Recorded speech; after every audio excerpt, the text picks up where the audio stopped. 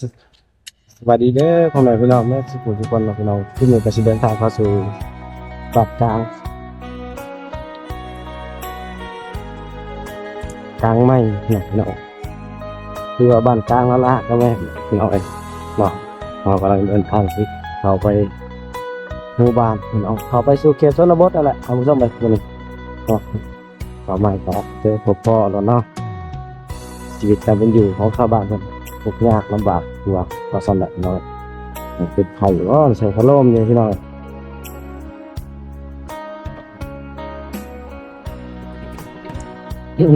เนาะวิถีชีวิตแถวเขตชนบทลำบากมากพี่น้องเดี๋ยวบางทีจะเดินทางเข้าไปในหมู่บ้านกะย่องก่อนพี่น้องจริงไปกลางไม้เนาะท่านผู้ชมคือตอนนี้เรากำลังเดินทางเข้าเป็นเส้นทางของหมู่บ้านมีตรงไหนตรงหน้าแต่ว่าช่วงนี้ฤดูแรกบ่ค่อยมีหญ้าเขียวปานใดเนาะพี่น้องฤดูแรก ตรงไหนตรงนั้นก็บ่มีหยาเนาะงัวควายหากินยากเอาซั่นซะก็เนาะร้อนแห้งเดือนนี้เป็นเดือนที่ร้อนที่สุดพี่น้องครับเดือน4เนาะจันทร์ห้องแถวอยู่พี่น้องเดือน4ไปเส้นทางเข้าไปนี่แหละพี่น้องเอ้ยพวกมันไปทางเขตเมืองสกลเลยช่วงนี้มาทางเมืองปีนก่อนพี่น้องเอ้ยสมาชิกไปสร้างเงินได้นี่เลยนะ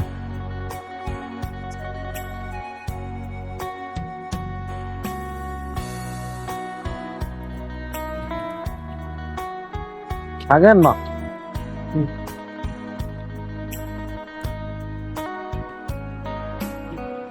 ครับพี่น้อง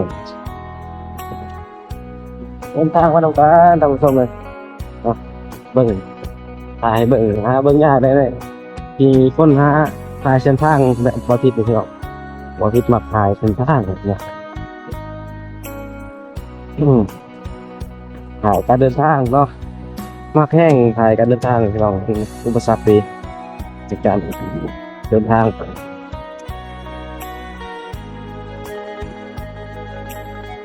บอกมีทุกคนเห็นสิ่งที่แปลกๆที่เฮาบ่คาดคิดอย่างสบายจริงๆในเห็นน้องกันเลยเนาะนี่น้องพัวนี่พัวจมกับพัวไหมเนาะทางเชิงนี่พัวไหมทางลุ่มนี่พัวจมพี่น้องเลย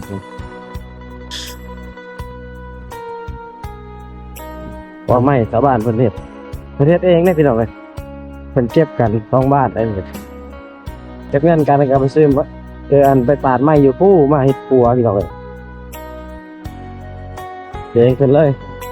ผมมีขึ้นจุ่มกับตึ้นเก็บกับประชาชนชาวบ้าน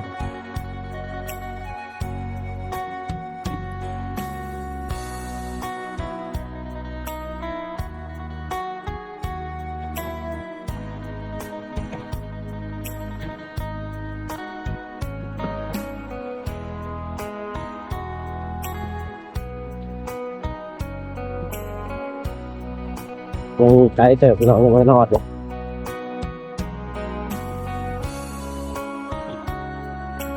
ที่หน่อยเขาฮอดหมู่บ้านต้องส่งไปจังหวัดนี่เขาฮอดหมู่บ้านเลยใกล้ชิฮอดแล้วพี่น้องใกล้ชิฮอดหมู่บ้านแล้วบ้านในส่วนใหญ่ก็คือเฮ็ดทานครับพี่น้องเฮ็ดทานขายให้หน้าเฮ็ดหน้าครับพี่น้องเลี้ยงหมูเลี้ยงเป็ดเลี้ยงไก่หาหน่อไม้ขายเนาะพี่น้องเดี๋ยวก็สิหาชอบเสียงหมูแต่คือหมูน้อยเมื่อพี่น้องโตโอเคพี่น้องตอนนี้ฮอดหมู่บ้านกระจองพี่น้องบ้านกระจองนี่เป็นบ้านที่น้อยๆฮอดหมู่บ้านแล้วตอนนี้ก็บ้านชนเผ่าเมืองกองพี่น้องแล้วก็หมูน้อยหลายบ้านนี้พี่น้องบ่ทิศก็ซื้อหมูน้อยอยู่ในบ้านนี่แหละออกเมื่อพี่น้องเอ้ยจักโตจักใดก็เป็นหมู่บ้านน้อยๆบ้านหนึ่งที่ว่ามีเฮือนแป้นและเฮือนแอมพาไม้ไผ่เนาะพี่น้องหมู่บ้านนี้ก็มีไฟฟ้าคือกันท่านผู้ชมเลย เช่พี่น้องเดี๋ยวบ่สิถ่ายซำนี้กันให้เบิ่งก่อน ทาง แล้วเอาไปซื้อหมูสิถ่ายให้เบิ่งอีกพี่น้อง เดี๋ยวมาเบิ่งนํกันท่านผู้ชมอันนี้คือพายห้วยสะข่วงหรือว่าทางพายเททะมวกพี่น้องทางเมืองพีนแขวงสวรรณเขตเป็นพายชนรับประทานที่ว่าเพิ่นป้านขึ้นมาเพื่อใช้ในการเกษตรนะพี่น้องจะเริ่มจากจุดนี้ไปก็คือเส้นทางไปหมู่บ้านชนเผ่าคือกันพี่น้องเป็นชนเผ่าภูไทยแล้วก็ชนเผ่ามงกองพี่น้องหรืออีกอย่างว่าบ้านลาวเทิงเนาะพี่น้องอันนี้เป็นคันผายชนรับประทานที่ว่าเขาเจ้าใช้น้ำนี่เป็นการปลูกผังการเกษตรเนาะพี่น้องปลูกหมักสาลีปลูกหมักแตงหมักโม่เฮ็ดไร่เฮ็ดนาเนาะพี่น้องเป็นผายใหญ่ที่สุดเนาะในเมืองพีนพี่น้องเป็นเฮ็ดชนรับประทานเขาเอิ้นเนาะทางสปปลาวเพิ่นเอิ้นอันนี้เป็นคันผายพี่น้องบ่สิพาเลาะเบิ่งบรรยากาศคันผายอยู่ในทางผายสะข่วงทางเสทหมอกเมืองพีนแขวงสวรรณเขตเนาะพี่น้องเดี๋ยวเฮามุ่งหน้าไปสู่หมู่บ้านเขตชนบทพี่น้องคลิปนี้ก็นำเสนอเส้นทางไปก่อนพี่น้องเอ้ยเนาะหารับชมติดตามรับนำกันเด้อท่านผู้ชมเส้นทางไปกับหมู่บ้านทางหน้าพี่น้องรุ่นรับนำกันรับชมกันมันสิมีกิจกรรมหลายอันหลายอย่างเลยพี่น้องเอ้ยทางหน้านี่เนาะอันนี้ฮอดเครื่องทางแล้วพี่น้องกำลังเข้าไปหมู่บ้านชนเผ่าผู้ไทยเข้าไปทางบ้านนาโพคำเนาะอันนี้ฮอดบ้านนาโพคำแล้วพี่น้องแล้วก็ฮอดนาโพคำแล้วสิฮอดบ้านคำสะอีเนาะท่านผู้ชมหมู่บ้านแค่นี้กับหลักๆคือเฮ็ดไร่เฮ็ดนาเนาะแล้วก็ปลูกมันพี่น้องเศรษฐกิจของหมู่บ้านปลูกมันต้นเฮ็ดนาเลี้ยงแบะเลี้ยงงัวหลายเลยหมู่บ้านพี่น้องเป็นหมู่บ้านที่ว่าทางเขตชนบทนั่นแหละพี่น้องเส้นทางไปก็เป็นทางแดงเนาะยามฝนก็สิมืนเนาะยามแล้งก็สิพุ่นคือว่าแหละเป็นคุมเป็นบ่อพี่น้องเอ้ยเส้นทางเส้นนี้ก็เข้าไปทางเมืองวิระบุรีก็ได้พี่น้องฮอดเมืองวิระบุรีเลยพี่น้องเอ้ยเป็นเส้นทางลัดเนาะถ้าเส้นทางใหญ่ก็เข้าไปทางเมืองเซโปนพุ่นพี่น้องไปทางนี้ก็ฮอดเมืองวิระบุรีคือกันเนาะท่านผู้ชมกำลังเดินทางไปคนเดียวขี่มอเตอร์ไซค์ไป